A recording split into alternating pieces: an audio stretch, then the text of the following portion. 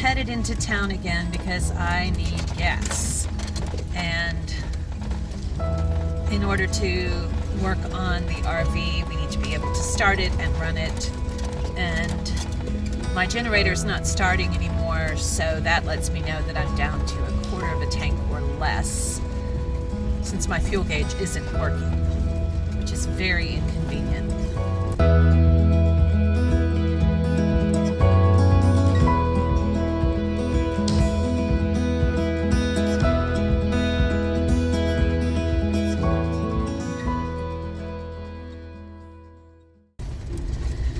Anyway, I wanted to say something to everyone out there.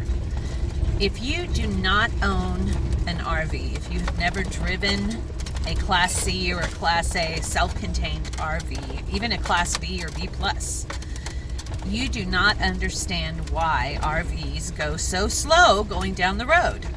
I didn't understand it until we bought Howie, because I just used to get so frustrated. Why are you driving so slow? Especially down these BLM and National Forest roads. And I can tell you why now, because I've experienced it firsthand.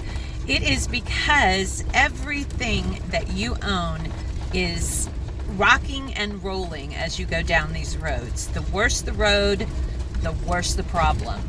In fact, on this particular road, my microwave fell out of the cabinet and landed on the floor, ripped all the wires out of the microwave, and it's broken now. So it's very, very important as an RV driver that you go extremely slow on bumpy roads.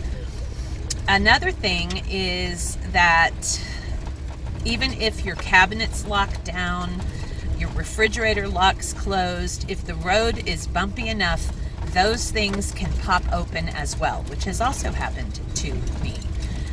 And then all of your groceries or your dishes go flying, and so you just have to be careful.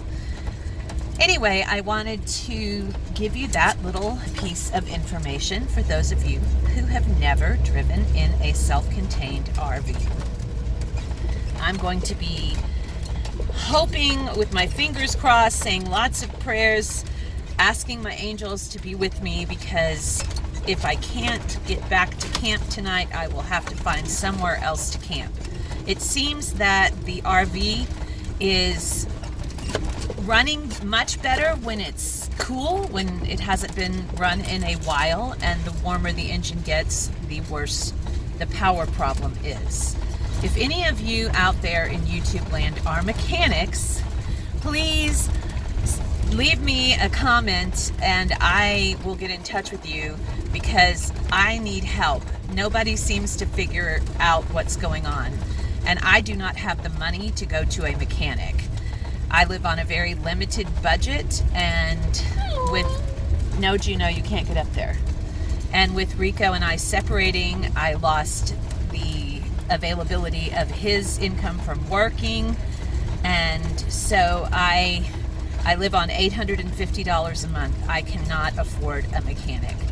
So if any of you guys out there, girls, anybody, are mechanics and can help me diagnose this problem, please leave a comment for me so that I can get in touch with you and maybe you can help me out. Thanks so much. I'll be back with you in a little bit. Well, I ended up staying in Cottonwood last night because Howie was just not able to function. I stayed in a parking lot. My friend Jurgen, the crazy kraut, he was in town, so he just hung out with me to make sure I was safe, which was very comforting and very nice. And I talked to my son Raymond last night, and he told me to take it to a mechanic this morning, and he said he would repair it for my birthday present. My birthday is on Monday. And so I called around and found a mechanic. I came over here this morning. It's Automotive Technical Services in Cottonwood. They are amazing. So I just pulled in. They were closed by the time I called yesterday. So I just pulled in and I waited for them to open, and I spoke to the gentleman who runs the place. I assuming he's the owner. His name is Steve. Super nice guy. And then his RV mechanic, John, when he came in, he took a look. Turns out it was the EGR valve. Apparently had sprung a leak or whatever. I'm not a mechanic, so I don't know. And they got the part in and got it repaired, and my son picked up the bill and said, "Happy birthday, Mom. I know it's what you've always wanted." And my dear friend Van Campen Woody, he came into town and he is taking me out to lunch. So I am going to lunch with Woody and Jurgen, and I'm looking forward to that, and I'm looking forward to Howie making it back to camp faster than 5 miles per hour. The saga is over for now. It's always something. It's always something, isn't it? But we just have to keep positive and keep our chin up and just be optimistic about life, and that's the way I roll. I'll see you guys later. Peace. We are at the Black Bear Diner in Cottonwood. That's the place Woody picked out. Jurgen's parked over here. Here's the newly repaired Howie in the shade so the doggies can have some good shade. Well, I can start out in a booth, I just can't get up when I'm finished. This is a cute little restaurant. It's called the Black Bear, and they have bears everywhere.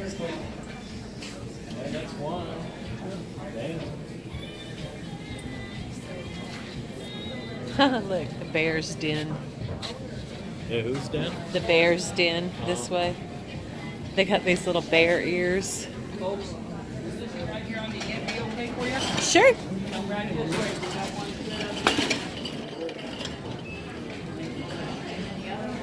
Is this be okay for you right here? This'll work for us. All right. Usings. Thank you. Nice big table. You want me to get that? There's my brother Woody, my friend Jurgen. And Woody and I are having a video off. Man, he says. So apparently there is another one of these in Lake Havasu City. We've got some real pretty murals on the wall. Down here for you right here, guys. Thank you, sir. Breakfast and lunch is on the inside of that. Okay. Dinner is on the back side. You can have anything that you want off the breakfast and lunch menus all day long. Okay, great. Thank you so much. I only work the breakfast here because of Phil. This is Lainie. the menu. Jurgen? Yes, sir. All right. Well, nice to meet you guys. That's so I'm one of funny. them German fellas, sir. All right. Yeah, he's the crazy kraut. And your name is Phil? Bill. Bill. Nice to meet you, Bill. Bill as in William. Okay. Jurgen as in Jurgen. Crazy crowd. Yeah. And this is the menu on the inside. So they said breakfast and lunch and is served all day. And so we can have anything we want. Oh, they have a bear claw. Oh my gosh. Look at that. Look at how many calories. 1,110 calories for a bear claw. Good grief. I wish they wouldn't put the calories on menus. Okay. And then there's the dinner menu on the back. So we're going to put our feed bags on, get to eating.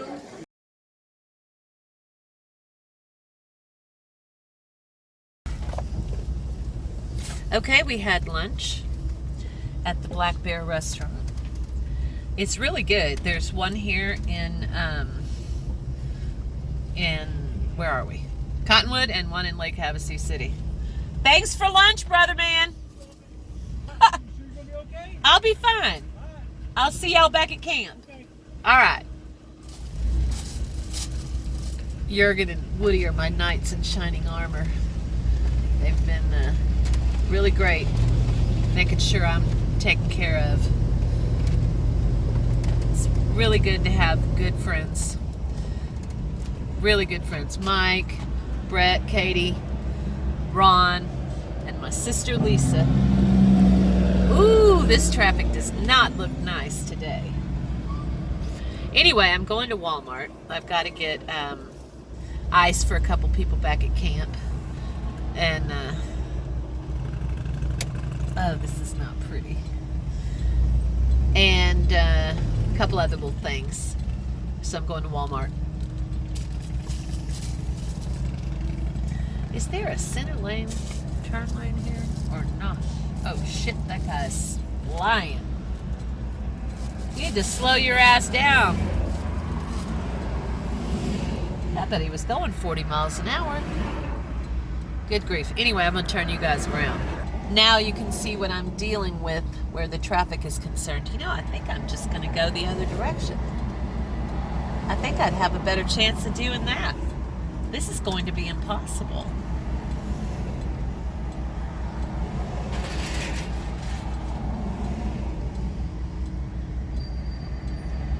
This is really ridiculous. I am never going to get across here if I don't.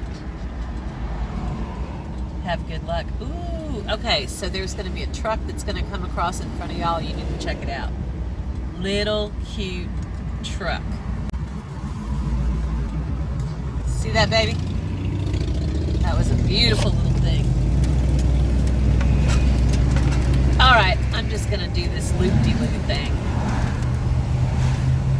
Because there is no way I'm going to get around there that way.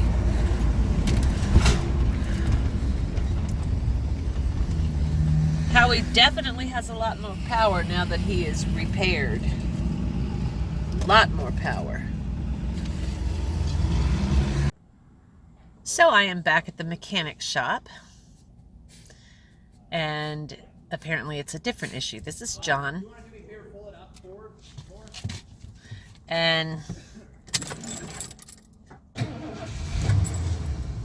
he's asking me to pull it up.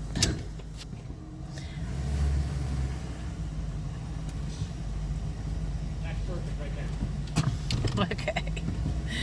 And that's Steve over there. These guys are really awesome. They've been just great. Let's hope Howie can get fixed. Well, Howie is not fixed, but I do have an estimate. It's not as bad as I thought it would be. I basically need $1,000. But I am able to make it back to camp for the weekend. This fix that he did today, the $300 fix, gave me enough power to manage to get back here. So we're about to pull into camp. There's my front yard right there.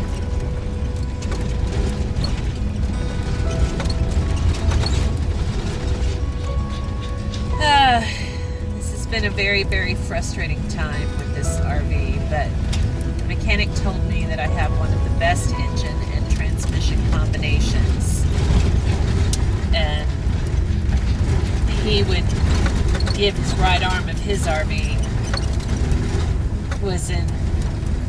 was this engine and this transmission. He said they don't make them like this anymore. And basically what's wrong with it is that it's a 1990, so it's 30 years old, but it only has 37,000 miles on it, which means barely more than 1,000 miles a year on average. And it just didn't get used enough, and because it wasn't used, it didn't get maintained. So the spark plugs and the spark plug wires and all of that is the original from 1990, as was the whatever the thing is we replaced today. I can't remember, some kind of valve. Original 1990 part. And the transmission could use a good flush. He said it probably has never been done, and it's got the same fluid in it from 1990. So there's just a whole bunch of little things that need to be taken care of, and I'm looking at about $1,000. So since I make $850 a month, that's going to be hard. It might as well be $1 million. So I've got to figure something out. But anyway, at least I got back to camp, and I have good friends here, and we can put our heads together and try to figure something out. Man, this road is pretty terrible. The view's amazing, but the road is pretty terrible. Needless to say, I am exhausted and I cannot wait to get back here to the camp and get my RV reset to where I can relax. I think I'll probably be going to bed as soon as the sun goes down at 6 o'clock tonight. All right. Hopefully Lainie will continue to travel. That's my hope. If I can ever figure out how to get Howie back on track. I'll see you guys next time. That is our campsite right there. Right up ahead. Oh, it feels good to be coming home. That's such beautiful scenery. I really don't like spending the night in town, so this is a very welcome sight for me. A very welcome sight.